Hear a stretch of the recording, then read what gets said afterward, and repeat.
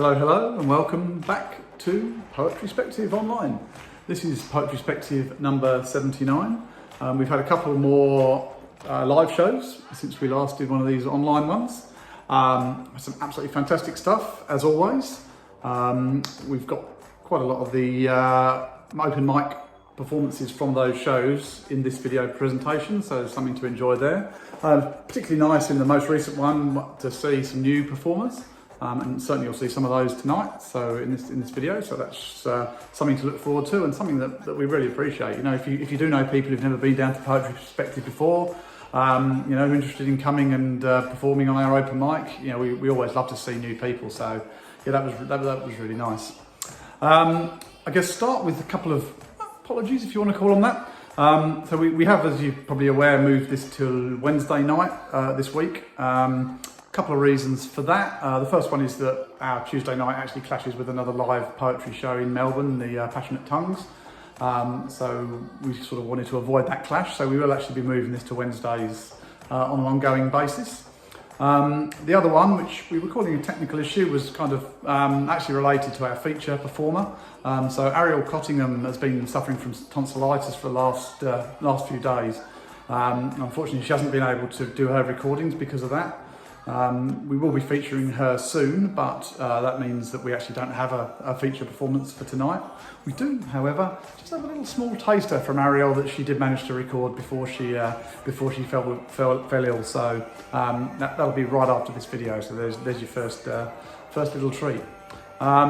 With that, we've got some submitted videos. We've got some live open mic performances. I suggest we just sit back and enjoy. Our family, who art a haven of art and stem, hollow out the machete flowers in Shulhaz's chest and fill them with every drop he lost. Thy kitchen be kingdom, thy safe houses be holy, and shelter greater even than stone walls. No accident of birth, no bonding by blood brought us together, but we are bound by Marcia's bricks as much as by Baldwin's books. Praise be the potlucks cobbled together of cans from many pantries. Praise be the arms to which we flee when fathers forget their children are human. Praise be the doors that open, the roofs that welcome, the beds that pride themselves their makeshift splendor.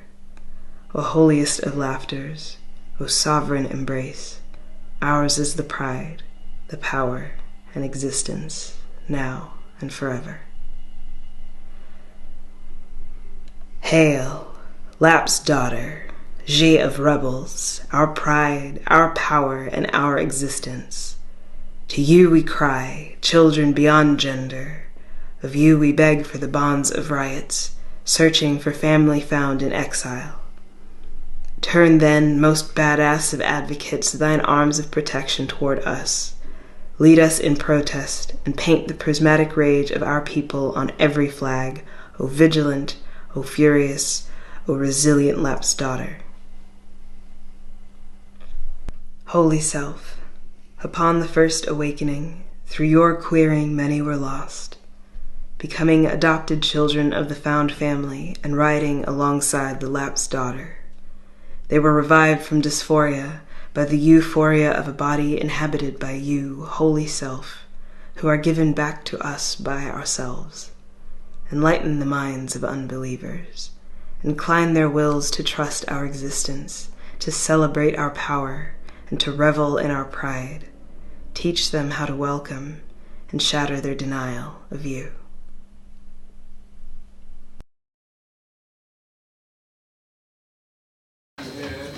Thank you. Okay, so I'm going to read two poems, one by Rumi, or Malana. I'll start out by saying Baraito Jigaran. Happy is the moment when we sit together with two forms, two faces, yet one soul, you and I. The flowers will bloom forever, the birds will sing their eternal song. The moment we enter the garden, you and I.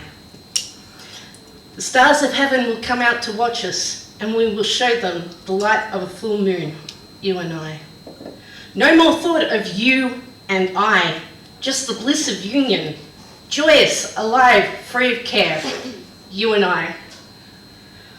All the bright-winged birds of heaven will swoop down to drink our sweet water, the tears of our laughter, you and I. We have one form in this world and another in the next. To us belongs an eternal heaven, the endless delight of you and I.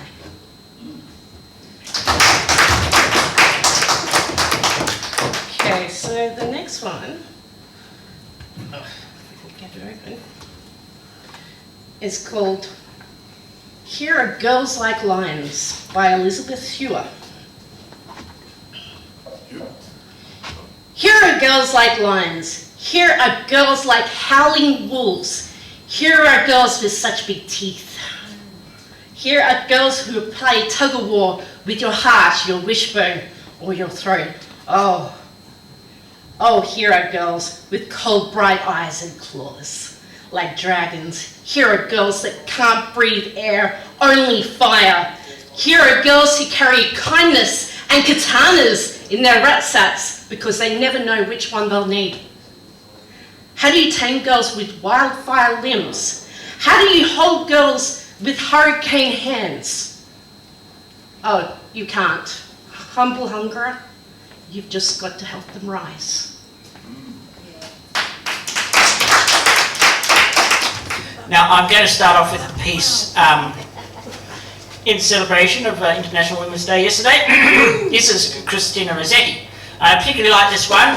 It's actually a very unrehearsed, but it's, yes, it's a bit morbid but beautiful at the same time, and in no way reflects upon my current circumstances. After death, the curtains were half drawn, the floor was swept and strewn with rushes, rosemary, and May lay thick upon the bed on which I lay, where through the lattice ivy shadows crept. He leaned above me, thinking that I slept, and could not hear him, but I heard him say, "Poor child, poor child." And as he turned away, came a deep silence, and I knew he wept. He did not touch the shroud, or raise the fold that hid my face, or take my hand in his, or ruffle the smooth pillows for my head. He did not love me living, but once dead he pitied me, and very sweet it is to know he still is warm, though I am cold.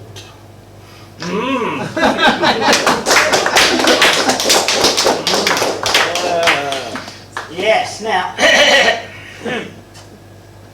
I wasn't able to pick an extract from my current novel, so I'm just going to go at random and read a few little bits. This is a novel I started writing in November, and it's now over 93,000 words.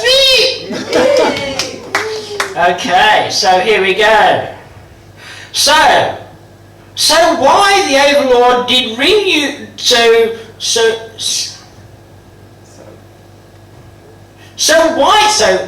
Overlord is like an expression like, what the fuck? Anyway, so why the Overlord did you ring me, she yelled. I hope it was important for making me go all the way to the effort to take this call. Then I started vomiting. The fact that she said Art was dead, combined with the fact that she was so negatively affected from receiving such a unique call from such a rare and beautiful telephone, was more than I could bear. Can you hear me? She yelled. You're not vomiting again, are you? Was all I could say. What? If you don't tell me what you're called, why you've called, I'll hang up and won't answer any more calls from you unless it's through more convenient means. I said through my vomiting. Oh, I think I could just understand you. Did you say you were going to give me some tech? I thought you only dealt with minerals. You want to give me some wake-up tech? Well, I suppose I might be interested. You know that people might not care about being woken up in a manner any different to those that were most comfortable, that they were most comfortable with. I quite like being massaged in a vat of warm jelly, then transported into a cafe with coffee placed in front of me. What era is your wake-up check from? The reason for my call, anyway, blah, blah, blah, blah. Now, what have you done with my master? It yelled, and it rushed up to my desk and tried to pick it up. But it could only tip it on its side so that all my files and papers flew everywhere, including into my vomit, which had covered half the office. Then I grabbed my desk chair, raised it over my head, and came running towards me. Just as I managed to get out of the harness, it smashed the chair down on my head, and I stumbled, but then launched myself at it. I pinned it down. I call it it because it's a robot. See, I pinned it down and it accidentally bashed my chin against its nose. I stopped vomiting now. I was fighting for my life, yet I couldn't quite work out what was happening. I didn't know I had an aardvark head, but my nose certainly looked long and distorted. Dunderhead looked terrified, and then came an awful smell, and I felt wetness through my onesie. Anyway, that was it.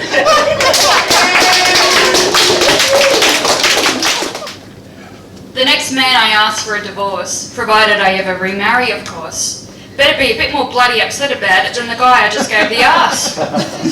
He just walked outside, stood on the grass, did some sums in his head, likely subtractions, and closed me out with the same mindless precision as a browser window on his screen. Wouldn't have minded if he'd shouted. Wouldn't have cared if he was mean. I could have told myself then that he was numb. It's defensive. He's really upset deep down. But I knew. And I knew that indifference is worse than hatred. And indifference is also less fun. Yeah. And the next guy better be fun.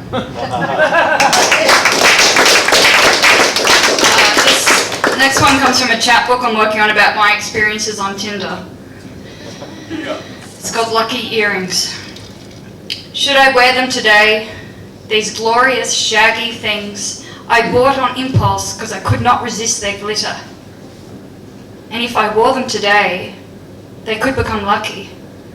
If that man decides he can't resist my glitter either. But should he decline, with these glorious things that bring me glee, remind me of a certain leaden stomach misery? Fuck it, I'm wearing them. Those shaggy tacking things, man or no man, I am my own good luck. I am my own damn glitter. Thank you. I don't know if I've read this one here before, but it's called Please Do Not Lick the Window. There's a restaurant in Hampton that actually has Please Do Not Lick the Window on the front of it, and I thought that was really funny. Yeah. Mario! Someone has licked the window again. Oh, Palama, not again. Our restaurant, why our restaurant? I think the photo of the carbonara dish on the front window, Mario. Paloma, that photo's been there since 2005. The licking started 3 months ago. You know, Mario, it's more than one person now. I know. I'll remove the long streaks of saliva every morning now. I first thought it was a snail plague. I put our bait along the front window and waited for it to stop. It didn't stop. It never stopped. It just never stopped. I'll get a bucket of water and wash the window again, Paloma. Why our window, Paloma? Smoky Joe's has a hamburger on their window. No one licks theirs. Paloma. I know it's camp outside the restaurant tonight to catch the little bastards.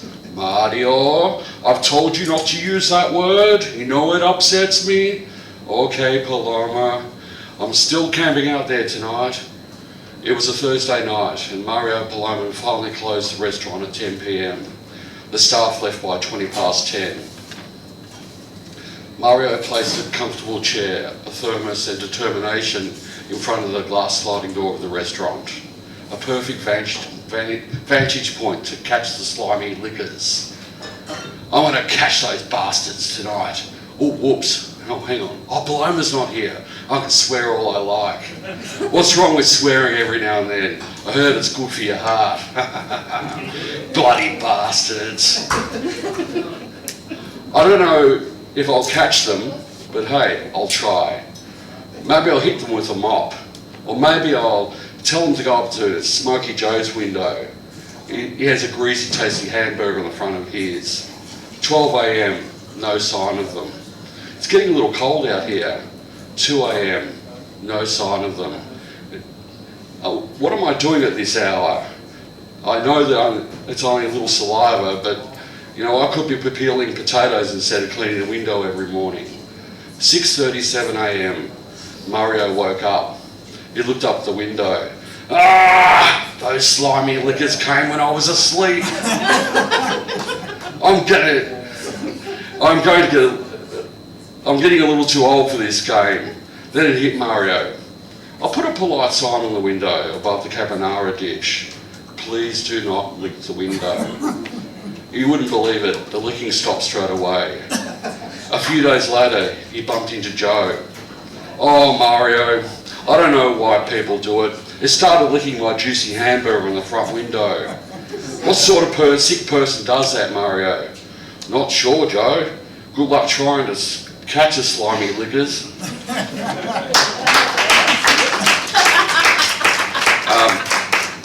I don't have anybody else's, but this is a very short love song that I have sung many times to my loved one.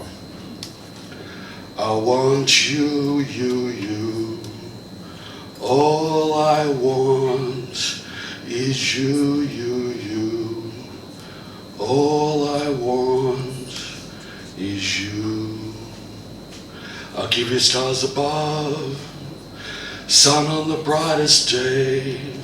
I'll give you all my love if you would only say, I want you, you.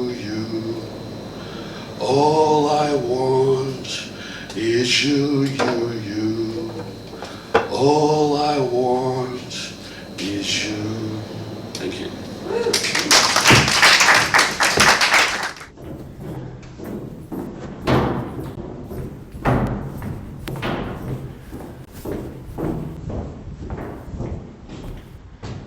We never switch off.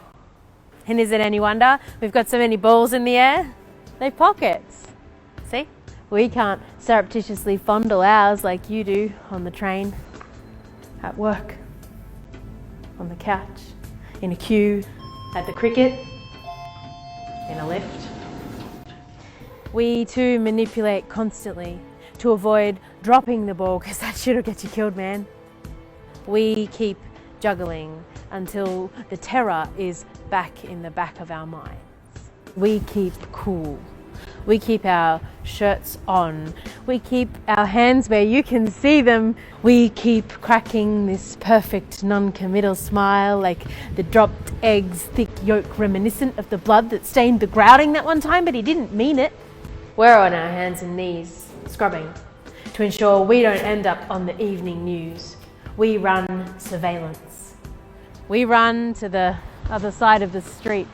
We run a constant stream of what will they do if he does that? We've run home, balls to the wall like harpies, our secret safe places drawn upon by sharpies. Yours truly, dick and balls, your genitalia emblazoned on the paper and the paper-thin walls. You turkey slap us on the train, at work, on the couch, in a queue, at the cricket, in a lift, and you can't understand why we keep running home with our keys through our fists like some kind of budget Wolverine? Well, it's simple. No pockets.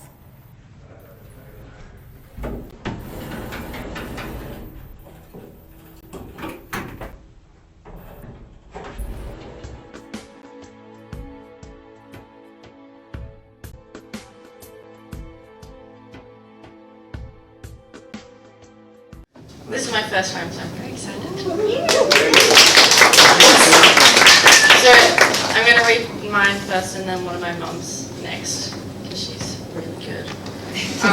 So this one I wrote when I went camping, and I was on a canoe with my brother, and I was just paddling, it was really nice and serene. And then I looked down and there was a little spider on the boat, and I thought, oh, whatever. And then I look down more, and I realized there's spiders everywhere, and then I realized there's spiders in my hair, and then I go like this, and all these spiders fall out of my hair onto the boat. Anyway, so yeah, I should have thought about that when I got a pound. Anyway. So you swam back to shore? What's that? You swam back to shore then? I did. My brother didn't, he stayed in the boat. Anyways. He wanted to deposit back, obviously.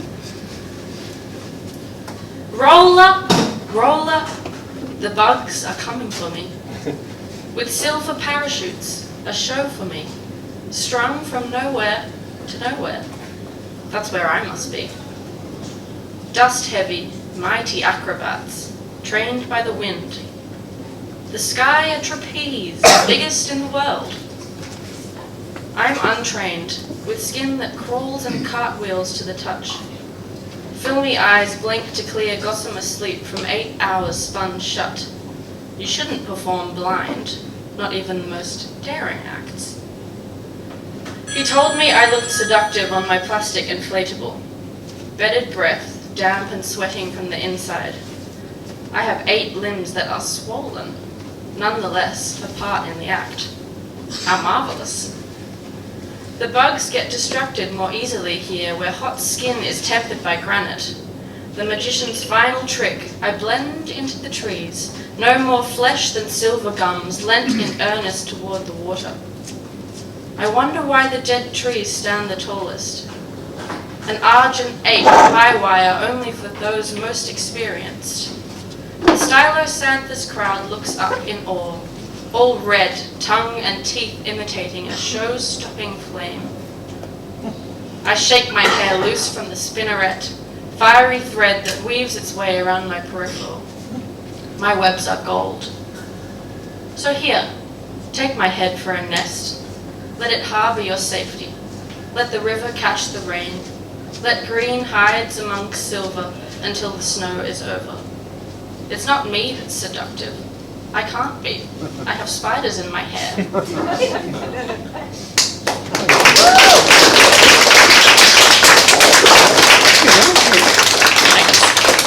So this one is one of my mum's, and she just told me, because I only just read it, that it was about when we were in New Zealand fishing one time. And apparently she was a lot more scared than I thought she was at the time. Anyway. We bounce stiffly on juddering waves. I cling fast to the boat's cold frame, muscle braced against the plunge, head full of the roar that hurls us on. I squint beyond the prow. It juts, bullish towards islands which spool out in dark skeins on the horizon. A turn swoops low, first one, and then a dozen dice the air in dazzling arcs. Let me navigate always into the light, concede the jagged wake of foam behind, avoid the hungry rocks that squat below. Let me follow the lemonade trail of sun on sea, where the water pricks with a thousand points of white, and wings of spray fly leeward. Thanks.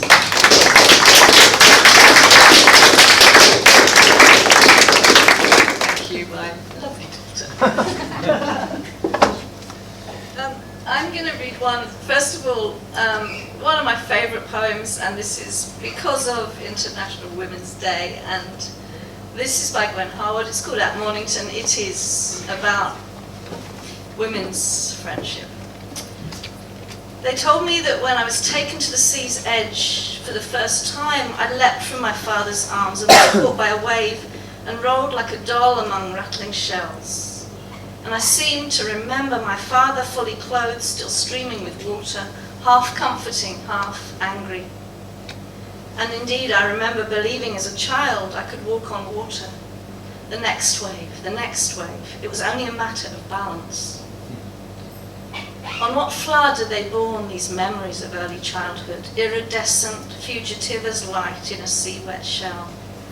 While we stand, two friends of middle age, by your parents' grave in silence among avenues of the dead with their cadences of trees, marble and granite, parting the quick of autumn grasses.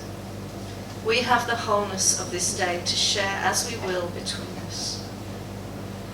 This morning I saw in your garden fine pumpkins grown on a trellis, so it seemed that the vines were rising to flourish the fruits of earth above their humble station, in airy defiance of nature. A parable of myself, a skinful of elements climbing from earth to the fastness of light.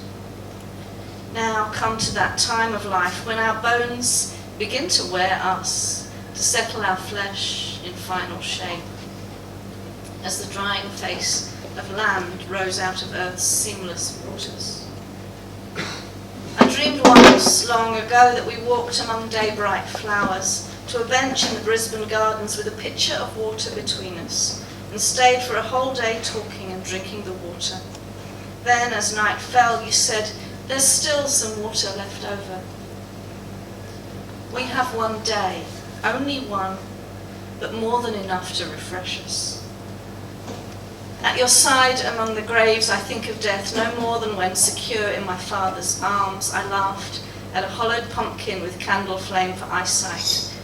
And when I am seized at last and rolled in one grinding race of dreams, pain, memories, love and grief from which no hand will save me, the peace of this day will shine like light on the face of the waters that bear me away forever.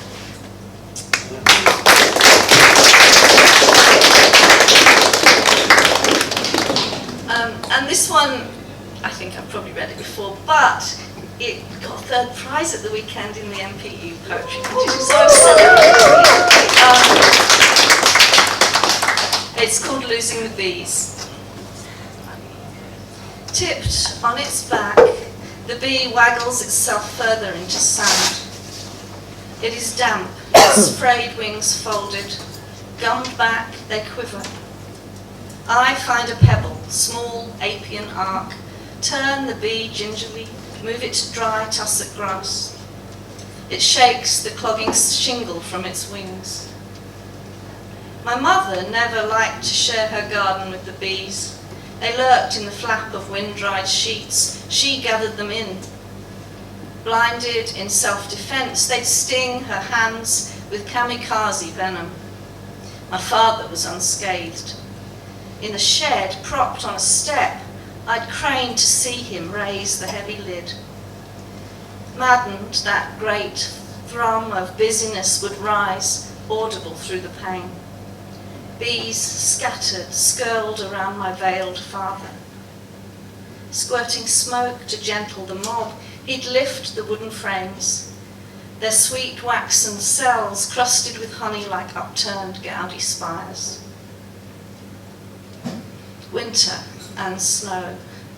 Death fell softly on the hive. We woke to wet air, cold inward breaths. Crisp snow frayed the curved branches of the monkey possum, a good inch of it coating the grass, bearing faint tracks of birds, all clean and undisturbed and not yet turned to slush. Snow did for them. My father never knew the threat, lifted the chilly lid to find their still, furred bodies piled, tiny insect corpses littering the floor, the snow a lethal spigot plugging up the door. The guilt, horror of frail wings stilled. We understand the risk, unthinkable those last times, panic of massed din rising, a crawling lethargy in the hive, collective slump into silence, chill of extinction, from gold to black.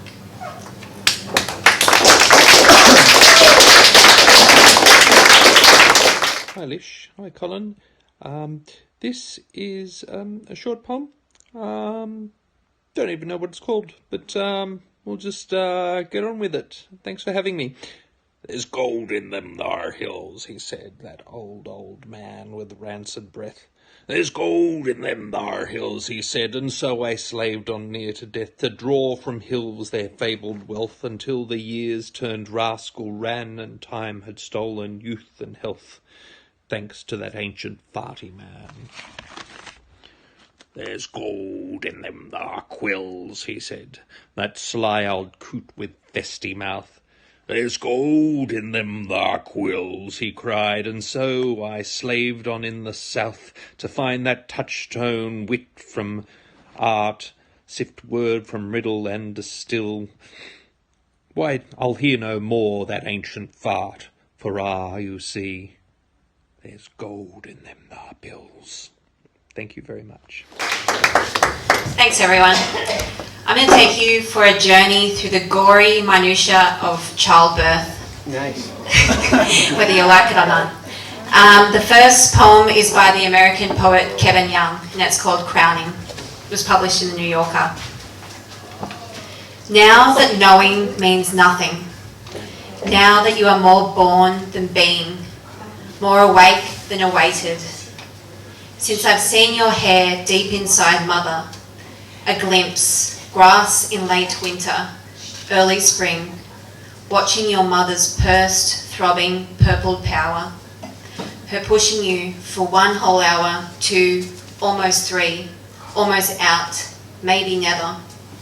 Animals smell and peat, breath and sweat and mulch matter, and at once you descend or drive, are driven by mother's body, by her will and brilliance, by bow, by wanting, and your hair peering as if it could see.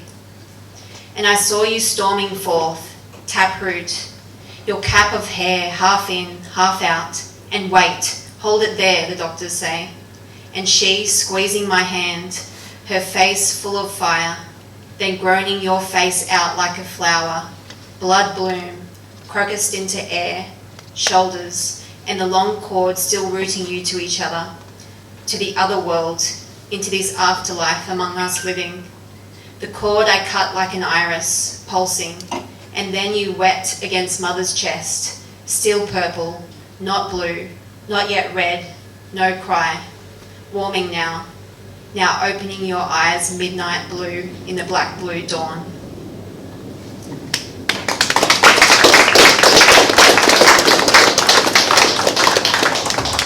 So that very beautiful poem influenced my own birth poem, which I'll read now, both in terms of poetic craft, but it also helped me reframe my own birth from an experience of just fear and anxiety to something also characterised by power and awe. This poem's called Goddess Birth. I wanted to visit the old woman in the woods for the special purpose spoken of in Birth Meditation, track 7. But I didn't walk the tree-lined path with sunlight and cinnamon leaves crunching underfoot. Didn't smell clary sage hanging from her roof. Didn't clasp her hands in mine or feel her whiskers comb my cheek. Squatting naked on tiles, dingo howls off white walls, pushing, pleading with bones, open. Mind on fire, fear piercing keener than pain. I can't get her out, my body too narrow. She might die. I wanted the old woman to hold me, to fold wisdom into womb. I wanted to be the goddess on the birthing video, curve-lipped and coming into her own as she pulsed her babe into bathwater. Her heartbeat, boom, boom, boom. A drum, bringing in the sun. I plead through salt to be cut. Way too late, you need to keep going. So I heave, every inch of me, all the sugar in my cells. There is no old woman, no goddess, just my body. Flesh through flesh, little soul through the gate. Her face meets cool blonde summer morning, this other world of air and light. Hello, Maya, a whisper from below. She is safe, alive, not crying, but beating, breathing, and blue. She is lifted, is on me, skin to skin, heart to heart, swollen peach nipple to lips, and she eats whatever is left of me, love and milk, and I give them willingly. Thank you.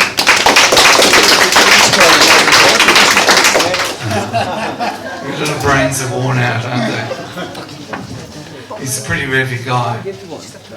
I've got a couple of poems.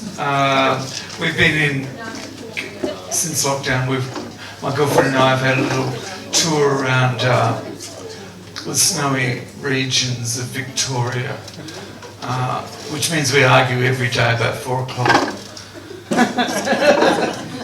This is called Chapel Hill Road. Circulating around the Eildon region, in the high country, thereabouts. It's possible to feel oppressed and feel free at the same time. The motel at Alexandra, big, snouty workmen's cars, parked nose outwards, and on the other side, a courtyard, a saltwater swimming pool. She plunges in, a seal in a blue cosy, while I go off to get pad thai. An intellectual girl in glasses says, if the beef salad is too hot, tell me next time. What a confidential charmer, destined to be disappointed. While in the courtyard a hard yakka man burns Barbie food, continually talking on his mobile phone close to the door. After a hard day of driving, I just want to watch something unintellectual on TV. She wants Court and Spark, as Joni Mitchell said. We spent the day rehearsing band names. And who was the biggest star in the 80s, the 90s, the 2000s, starting off with Elvis? And can anything conquer the pomp of the Rolling Stones? And if, when Keith and Mick die, does that definitively kill baby boomers as an imaginative idea? While we drive the 30 k's between Jamison and Eildon, which impossibly takes 2 hours and 30 minutes and only involves one other car, so curved and high and lost and alone. After we'd spent 25 minutes in Jamison trying to find the toilet block and shouting at each other. It's a very small town.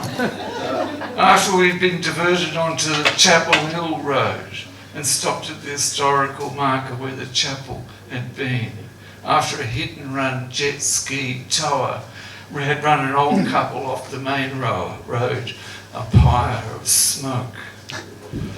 And Google had advised us to go the exact opposite wrong way. Some more arguments there. And it was so magical up on Chapel Hill Road until rocks made the car make funny noises. And then the creek, which was impossible for a low-slung Honda to cross. But we were in the old country, which was the point. Not the charging cars to snowfields and snobby shops full of clothes we don't want and can't afford anyway. You have to keep temperate and you have to believe that there is magic, that the smallest thing is available that you won't find it at the Millowa cheese shop or Brown Brothers winery. A flight of wine samples was $26. That tourism is a necessary sin, but it's not for you. The boganism is another unnecessary sin, that we all want the same small still space just around the corner. We haven't met yet. That the chapel on Chapel Hill Road, extinct, got to by horse or foot, was such, so big the valley spread out.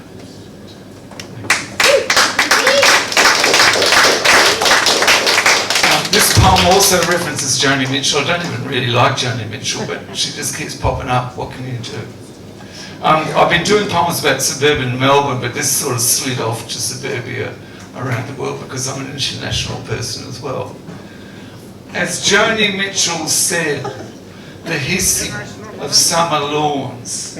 I've never met a sprinkler system I didn't like. That shh, shh, shh, then the blur, blur, as though water distribution was a product of German soldiers singing three-part harmony before they machine-gunned the koalas. I've lived in suburbia in 3 countries, and I can tell you the only escape is shopping centres or visits to the pharmacy, which are especially prolific in France. 1 in every 7th street. Bonjour, madame. Here are the pills, and here is the prophylactic inserted into Serge's bum. We are a scientific nation. Moles dig up the back lawn while we're in bed, small blind creatures. The floor is tiles and can be easily swept, but lovemaking can be heard in Mama's bedroom. She's not exactly against it, but is against low grunt. Every day I try to escape down the meaninglessly curved streets, down to the barrage on the Seine with the German shepherd, Socrate, off the leash, the smell of ozone, but you can't escape. Every house has a closed gate, a worked out recipe system. Roma live on the edge of town in the caravan park next to the water tower. 14-year-olds have the license to ride 49cc bikes to try it out before they settle. Blue working men's clothes, but you have the benefit of 3-minute news items, slow cigarette rolling philosophes. You have to believe in your country. Thank you.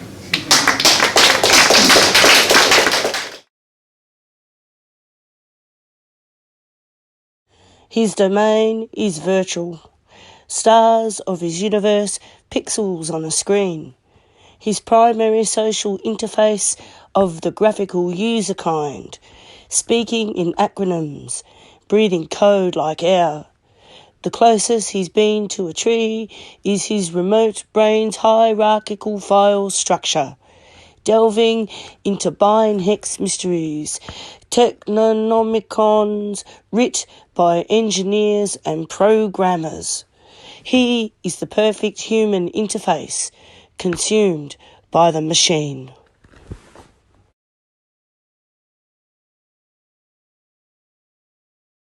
Called, I think I may have glittered the cat that some of you have heard before. Some of you haven't. I think I may have glittered the cat. Or more correctly, I provided the means by which the cat may have glittered herself. It just gets everywhere. That stuff. I think I may have glittered George also, but this is not a poem about our cats or George, or this is a poem about my obsession with wine. I glittered the entire backyard. I was prepping for a show. The older I get, the more I'm...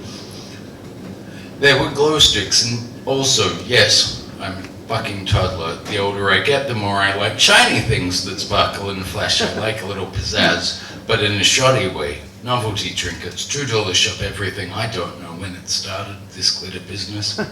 My memory is flawed. I am not classy in any of the ways. There must have been a moment. I don't remember the moment, but I remember I was prepping for a show, and I think I may have glittered the cat, and me, and the backyard, and George. Sorry, George.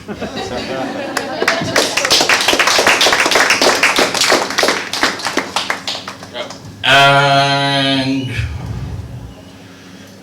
whilst also apologizing for nothing,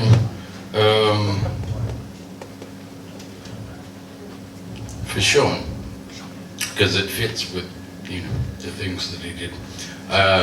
And because Lish likes covers, this is a Chris Christopherson cover. Sunday morning coming down.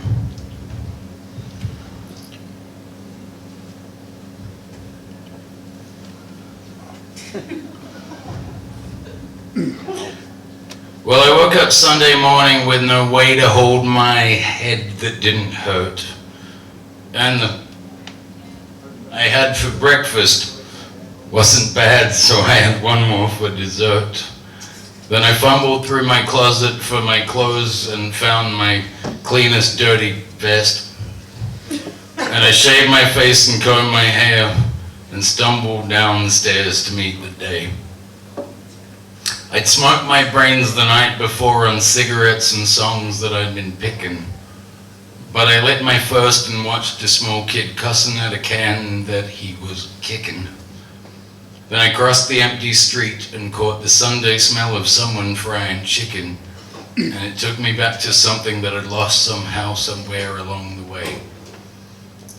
On a Sunday morning sidewalk, wishing the Lord that I was stoned, 'cause there's something in a Sunday makes a body feel alone, and there's nothing short of dying, half as lonesome as the sound on the sleeping city sidewalks of Sunday morning coming down. In the park I saw a daddy with a laughing little girl who he was swinging, and I stopped beside a Sunday school and listened to the songs that they were singing. Then I headed back for home, and somewhere far away a lonely bell was ringing, and it echoed through the canyons like the disappearing dreams of yesterday. On a Sunday morning sidewalk, wishing the Lord that I was stoned, 'cause there's something in a Sunday makes a body feel alone, and there's nothing short of dying, half as lonesome as the sound on a sleeping city sidewalk. Sunday morning coming down, and then it just goes for a long time. And that's the end. Thank you. Thank you to Sean, thank you to Christopherson. Thank you, Lish. This one is on the top of the page. It says Sean O'Callaghan pastiche, which is because I wanted to write like Sean O'Callaghan. It's really not. It's just because you can't. It just doesn't work. So yeah, the background to this one was this is it's probably my only COVID poem. It was this pandemic thing that happened last year. You probably remember it. I feel a bit guilty because as soon as it happened, we just buggered off to our little house in the country, and we had a lovely time. It was really nice. I fucking loved it. I was like, oh, all these poor people, and I'm just fucking living it up anyway. So and I've got a lot more than 61 trees. Okay, this one doesn't have a title. It's just called Sean O'Callaghan pastiche. Normal life seems like a distant memory. I vaguely remember that reading that email that fateful day from the big boss in the USA, telling us we had to work from home. We knew it was coming. We knew what to do.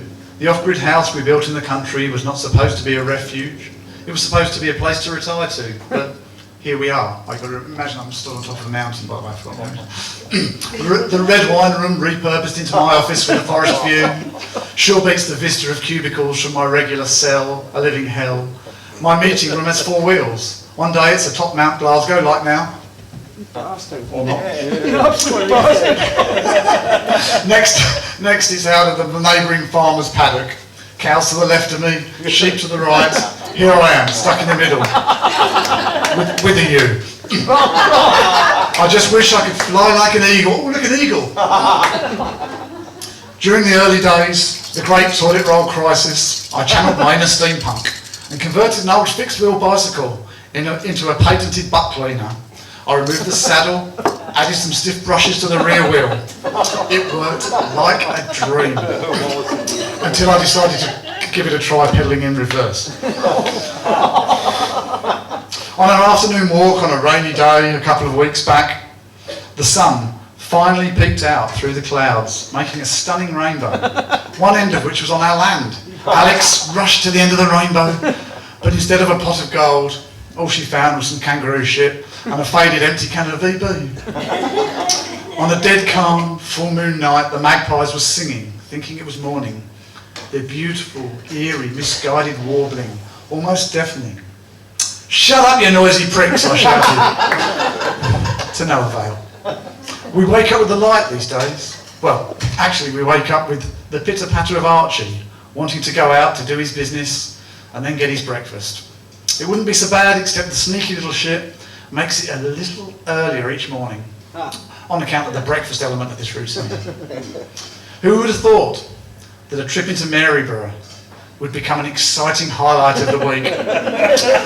Happily for us, the good people of Maryborough panic buying were more about barbecue snags and baked beans than triple cream brie and macadamia shortbread. At the start of the crisis, there was a rush of people buying chest freezers. At first, I thought they would be stockpiling frozen food to get through these challenging times. On further consideration, however, I realised that the laws around isolating and the increased police presence enforcing said laws would make it much more difficult than usual to dispose of a body. Thank you. Just a reminder. Mr.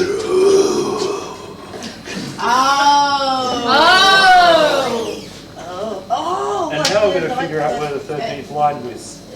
So 4 minutes later, 1, 2, 3, 4, 5,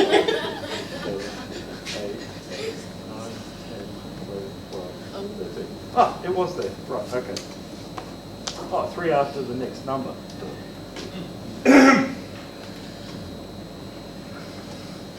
As recounted by the Woodhouse King.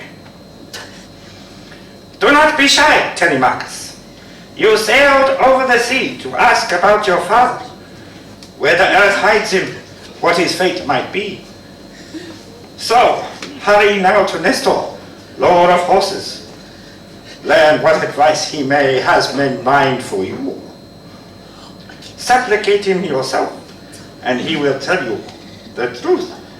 He is not one to tell a lie. Telemachus replied, but mentor, how can I approach and talk to him? I am quite inexperienced at making speeches.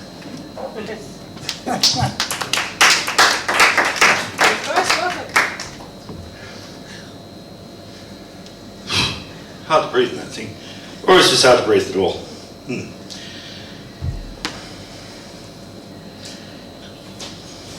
Now I have to do the same number line count. I was probably at the spot anyway, but 2, 3, 4, 5, 6, 7, 8, 9, 10, 11, 12, 13. This translation. Hang on, I lost it. 2, 3, 5, 6, 7, 8, 9, 10, 11, 12, 13. As told by the Galactic Emperor, Telemachus climbed out last, with Athena far in front, and the bright-eyed goddess urged the prince along. Telemachus, no more shyness, this is not the time. We sailed the seas for this, for news of your father. Where does he lie buried? What fate did he meet? So go right up to Nestor, breaker of horses. We'll make him yield the secrets of his heart. Press him yourself to tell the whole truth. He'll never lie. The man is far too wise. That prince replied, wise in his own way too. How can I greet him, mentor, even approach the king?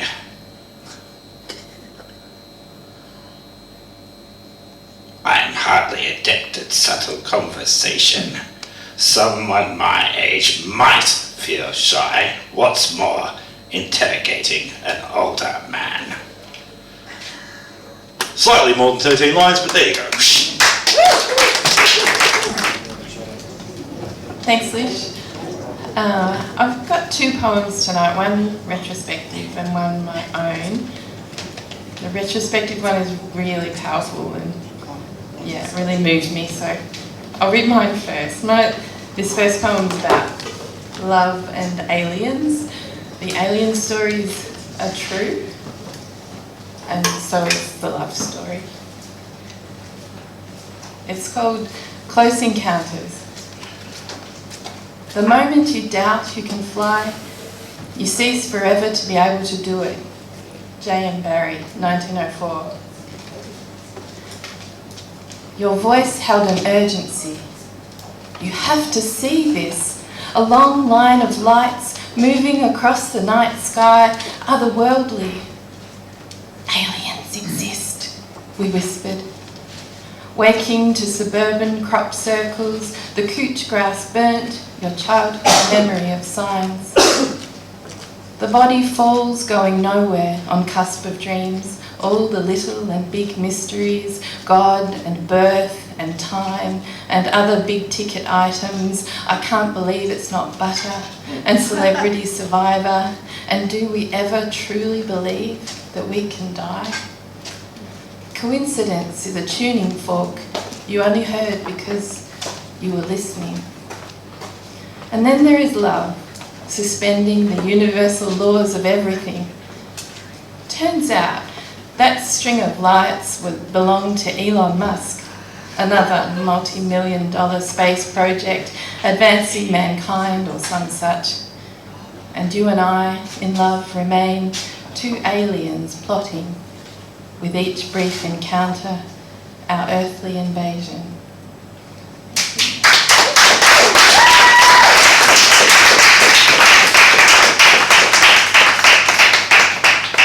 Some of you might have heard this poem, I'm not sure, but when I read it first, it really moved me, especially given Australia's terrible abuse of human rights in our treatment of asylum seekers and refugees. It's called Home by Warsan Shire, and I hope I get through it all right. No one leaves home unless home is the mouth of a shark. You only run for the border when you see the whole city running as well. Your neighbours running faster than you, breath bloody in their throats, the boy you went to school with who kissed you dizzy behind the old tin factory is holding a gun bigger than his body. You only leave home when home won't let you stay. No one leaves home unless home chases you, fire under feet, hot blood in your belly. It's not something you ever thought of doing until the blade burnt threats into your neck. And even then you carried the anthem under your breath, only tearing up your passport in an airport toilet, sobbing as each mouthful of paper made it clear that you wouldn't be going back. You have to understand that no one puts their children in a boat unless the water is safer than the land. No one burns their palms under trains, beneath carriages. No one spends days and nights in the stomach of a truck feeding on newspaper unless the miles travelled means something more than journey. No one crawls under fences. No one wants to be beaten, pitied. No one chooses refugee camps or strip searches where your body is left aching, or prison, because prison is safer than a city of fire, and one prison guard in the night is better than a truckload of men who look like your father. No one could take it, no one could stomach it, no one's skin would be tough enough. The go home blacks, refugees, dirty immigrants, asylum seekers sucking our country dry with their hands out. They smell strange, savage, messed up their country, and now they want to mess up ours. How do the words, the dirty looks roll off your backs? Maybe because the blow is softer than a limb torn off. Or the words are more tender than 14 men between your legs. Or the insults are easier to swallow than rubble, than bone, than your child's body in pieces. I want to go home, but home is the mouth of a shark. Home is the barrel of the gun, and no one would leave home unless home chased you to the shore, unless home told you to quicken your legs, leave your clothes behind, crawl through the desert, wade through the oceans, drown, save, be hunger, beg, forget pride. Your survival is more important. No one leaves home until home is a sweaty voice in your ear saying, leave. Run away from me now. I don't know what I've become, but I know that anywhere is safer than here.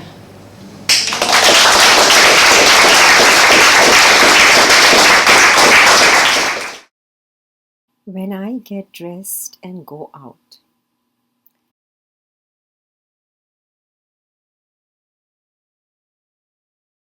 When I get dressed and go out, if you can see my indented strides clinging to my dreams, and if you can see I will always be a mensch, now dressed in aging, restored, classic, old, repaired, recurrently appliqued clothes, with that faint smell of mothballs I tried airing on my patio for long, with those arcane creases showing despite deep steaming, and if you can still see my troubled eyes conveying a childlike hope, then my smiles will not lay sleeping in a cardboard box of childhood memorabilia. Then I can get dressed and walk out without neediness being the color of my clothes. Thank you. Haboobs and skeletons.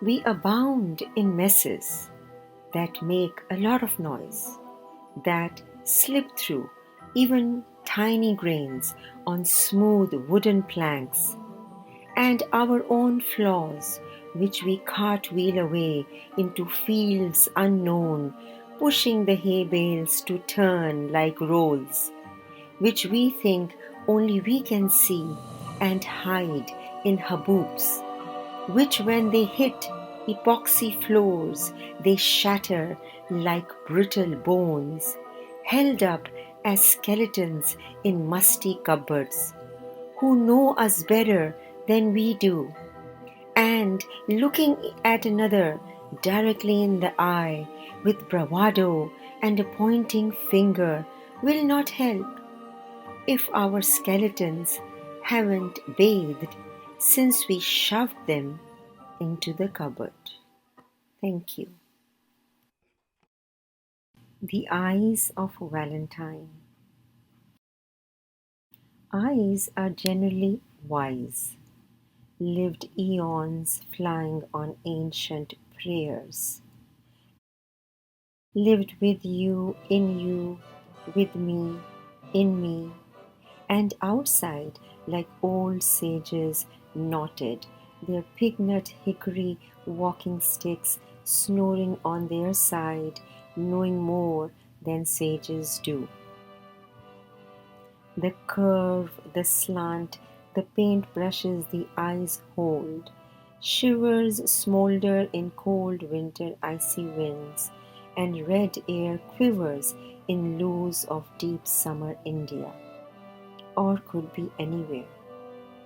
Clasping of hands, the hands of the eyes that feel the stance, the slight bend at the corner of the eye's hips. The pimples are bursting sparkles of purple. The purple turns into my hair, dancing wild with seahorses on the beach. Goldfishes lay in heart shapes, singing, and fins play on piano keys hanging from the fishes' backs. The sky is not bothered.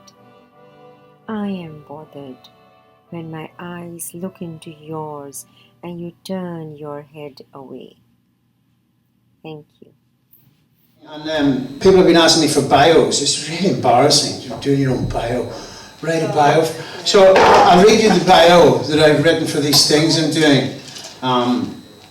Let me read to you about me, huh? Yeah. Tell you. And then I'll read. Go on, I'll just read. I've heard many people describe Sean's words in many ways.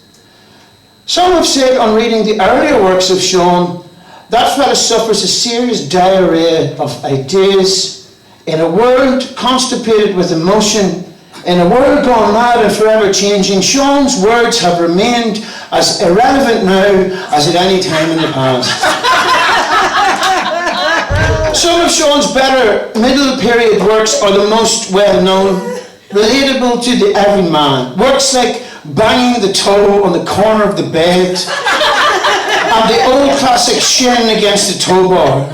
Who could forget, where's my phone, I think I've lost my keys, and the more metaphysical tone poetry classic, it'll always be in the last place you look. Sean's work today deals with what it is to be irrelevant 20 years into a writing career as the day he started. The contemporary's work is mostly loosely gathered ramblings tacked together by beautiful delusions. He has been known to describe a net as a whole tied together with string.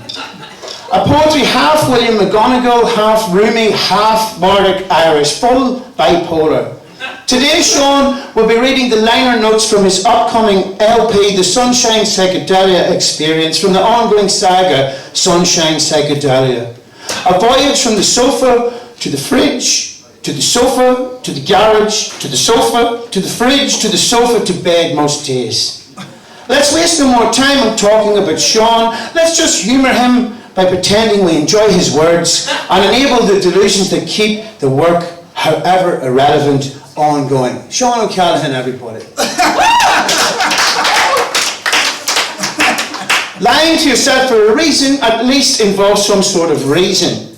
At least the reason in lying to yourself for a reason, for the right reason, is a righteous reason. Different from the reasoned righteousness of the unreasonably righteous right or the outrageously righteous left. Always right about their righteousness. Let these lies I tell you be a reason for me to tell you, let the lies be reasoned and for the right reason.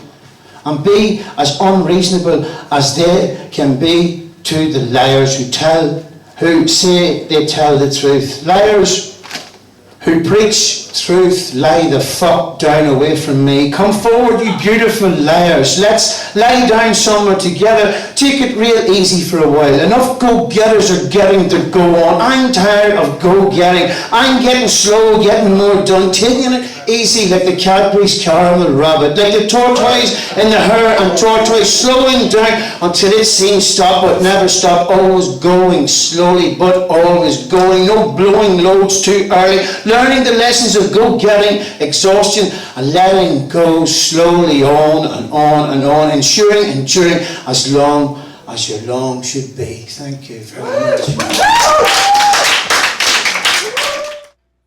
Greetings, my name is Komninos.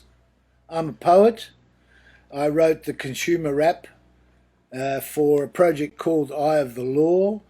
It was a theatre production for young people, by young people, by a production company called Death Defying Theatre, and it toured 160 schools in New South Wales.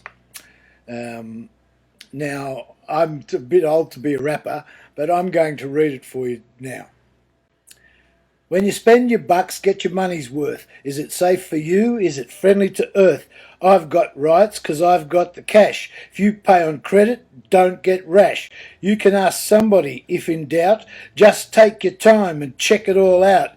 It's a disposable world, I've heard people say. Use it once and throw it away. The paper you use, the burger you tasted, the world's getting totaled, the world's getting wasted. Is that food I'm buying pesticide free? Low sugar, low salt, no MSG? Is the packaging of recyclable construction? I don't want to pay for my planet's destruction. From our first bag of lollies to our graveyard plot, we all spend money for everything we've got. Money's hard to come by. It doesn't grow on trees. So when we spend our bucks, we want value, please. And we have rights. We're protected by the law. We can choose where to buy things. We can choose which store. The product better do what it said it would do. or we'll get consumer affairs onto you. Now a credit card is a very fine thing. I can let myself go, have a real big fling. I can buy all the things that I wanted so, but money on credit is money I owe, and money I owe has to be paid with interest on top of the purchase I made. So spend on credit, but spend with care, because when the good time's gone, the debt is still there. You gotta ask questions if you're feeling confused, if you're feeling ripped off, if you're feeling abused. Ask Choice Info Line, there are numbers to phone, there are people to help you, you are not alone. If you need more facts, there are places to go. Why not ask Consumer the Affairs Bureau? That's the consumer rights is all about. If you don't ask questions, you don't find out. Don't chase the bargain before you check the jargon. Read every line before you sign. Open your eyes for words undersized. Be a positive thinker. Don't go hook, line and sinker. Take time to choose, then you won't lose. No, don't get aggro. Take time, go slow. Don't chuck a mental, be environmental. Demand your rights. Consumers, unite. Okay. So, yes, well, I'm sure many of you in that class will be able to do a much better job of wrapping that than I did. But when you're a writer, you have to write for other people sometimes, and I wrote for that theatre company, and it seemed to be a good show. Okay, thank you. Bye. Alright, so the poem I'm going to be reading today is called Speechless, and I hope you guys enjoy it. I am a mere shadow of my physical being, living under the impression of my name. From a different perspective, I and I are not the same. I am drifting towards the galaxy, and yet I remain impersonating the foundation I laid myself on, and I don't understand it. I'm in a different realm, yet I'm conforming. I don't recognize my own reflection, and it's confronting. I'm settling being a parody of my name, yet I'm on a whole different planet. Like the yin and yang, we are two opposites. One is the darkness and the other is the light. One minute I absolutely adore myself, and the next is like an internal fight for the wrongs, and with all my might I try to do what's right. But I don't know. Seems like my efforts is nothing more than a plea for failure, and I find it exquisitely ironic that even to myself I can mutate into a stranger. I gaze upon my own reflection as the one with no name. You look like me and I look like you, but change the lens and it cracks right through. That we are not the same. Two opposite beings transfused into one together. Nevertheless, this shit is hard to digest. A tornado destroyed a forsaken city within me, and it's a great big fucking mess. An actress, I play the character with a name, and behind the scenes I stutter and I'm speechless. Exhausted from this constant suppression, that this hole in my chest is finally losing that voice to protest against my parody, arrest, and in the notion of the distress, my soul just can't seem to rest. Thank you. Thank you. Is that all right? Hello. Yeah. I'm a little bit nervous. I haven't read poetry before, but I've been very inspired by everyone here tonight. 2 charities in one night, please. 3 now. 3.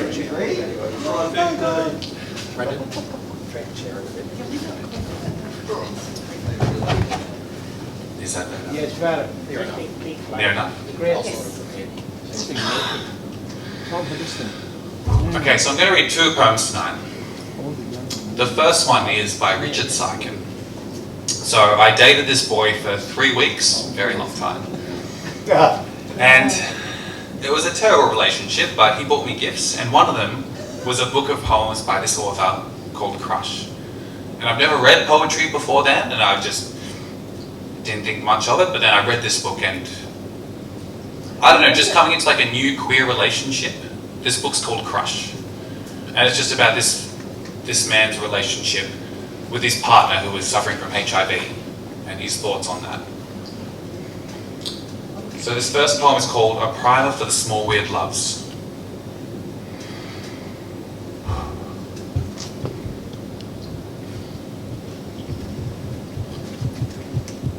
The blonde boy in the red trunks is holding your head underwater because he's trying to kill you. And you deserve it. You do. And you know this. And you are ready to die in this swimming pool because you wanted to touch his hands and lips, and that means your life is over anyway. You're in the 8th grade. You know these things. You know how to ride a dirt bike. You know how to do long division. And you know that a boy who likes boys is a dead boy, unless he keeps his mouth shut. Which is what you didn't do, because you're weak and hollow. It doesn't matter anymore. A dark-haired man in a rented bungalow is licking the whiskey from the back of your wrist. He feels nothing. Keeps a knife in his pocket. Peels an apple right in front of you, while you tramp around a mustard-coloured room in your underwear, drinking Dutch beer from a green bottle. After everything that was going to happen has happened, you ask only for a cab fare home. And you realise you should have asked for more, because he couldn't care less. Either way. The man on top of you is teaching you how to hate. He sees you as a piece of real estate. Just another fallow field lying underneath him like a sacrifice. He's turning your back into a table so he doesn't have to eat off the floor, so he can get comfortable. Pressing against you until he fits, until he's made a peace for himself. Inside you. And as the clock ticks from 5 to 6, kissing degenerates into biting. So you get a kidney punch, a little blood in your urine. It isn't over yet. It's just begun. And says to himself, this boy is no good, the boy is just no good. But he takes you in his arms and he pushes your flesh around to see if you could ever be ugly to him. You, the now familiar whipping boy. But you're beautiful. He can feel the dogs licking his heart. Who gets the whip and who gets the hoops of flame? He hits you and he hits you and he hits you. Desire driving his hands right into your body. Hush, my sweet. These tornadoes are for you. You wanted to think of yourself as someone who did these kind of things for love. You wanted to be in love. And he happened to get in the way. The green-eyed boy in the powder blue t-shirt standing next to you in the supermarket recoils as if hit, repeatedly, by a lot of men, as if he has a history of it. This is not your problem. You have your own body to deal with. The lamp by the bed is broken. You are feeling things he's no longer in touch with. And everyone is speaking softly so as not to wake each other. The wind knocks the heads of the flowers together.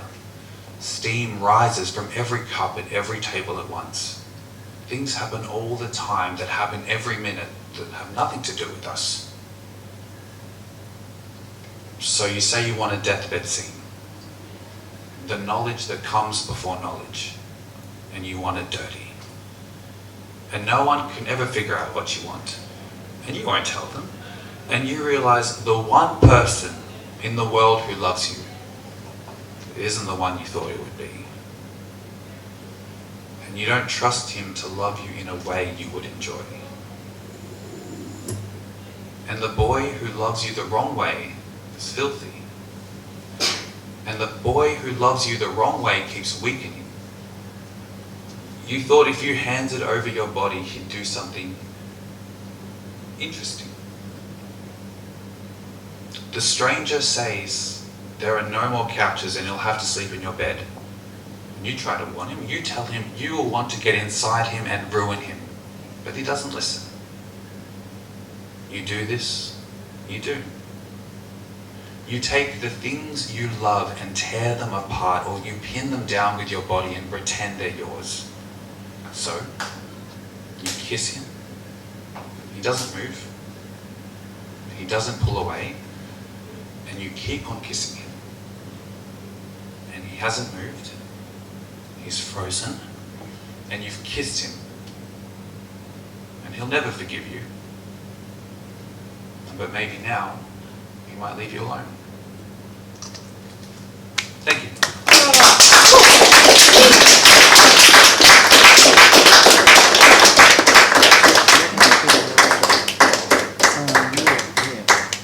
So there's one more thing I want to read, and I wrote it myself. And I haven't been much of a poet, but I used to write songs back many years ago. Exactly right. And I wrote this verse, and I could never extend from that, or I could never put more to it. And I wrote this a while ago, but I want to read it again now.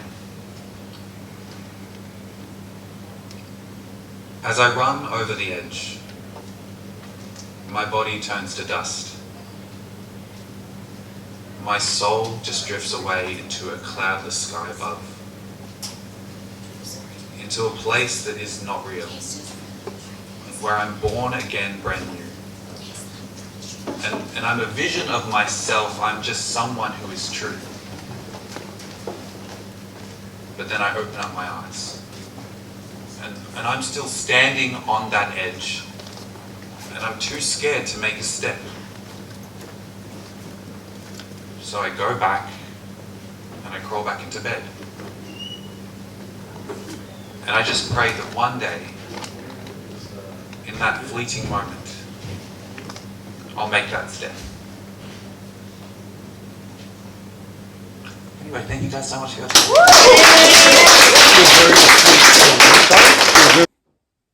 And that brings another online Poetryspective to an end. I hope you enjoyed that as much as I did. Yeah, like I said earlier, it was really great to see some new people on board on our live show. I hope you enjoyed them, I certainly did. I hope they make it back again soon. So just a few announcements before I wrap up. Next Tuesday we are back at Pride for our next live show. At the moment we have Jocelyn Dean is our feature, so that should be entertaining. Our retrospective feature is to be announced, so keep your eye on the social media for that one. We'll also be doing this again in 1 month's time. I think the date for that is the 14th of April. And submissions will be due, if you want to submit videos, they'll be due on the 11th, that's a Sunday, so if you can bear that in mind, that would be great. There'll also be another live Poetryspective after the next one, before you, so there's a couple of those. And in a couple of weeks' time, I'll be publishing on YouTube our regular features rerun, just so we get a chance to look back at the features we've had over the last 2 live shows. So at the moment, that will be Sean O'Callaghan, who we had last week, who was most excellent, KATHRYN Ross, who was also superb, and whatever Jocelyn serves up for us this coming Tuesday. So that should be really good. Aside from that, yeah, there's a few other live spoken word things on the horizon, so keep your eyes open for those. I know that Ella Fornowska has a book launch on the 20th of March. I think Marty, one of our good friends and regulars at Poetryspective, Marty MONSTAR, also has a book launch for his book Fruit Salad, of which I do have a copy. That's on the 30th of March, so keep your eyes open for those.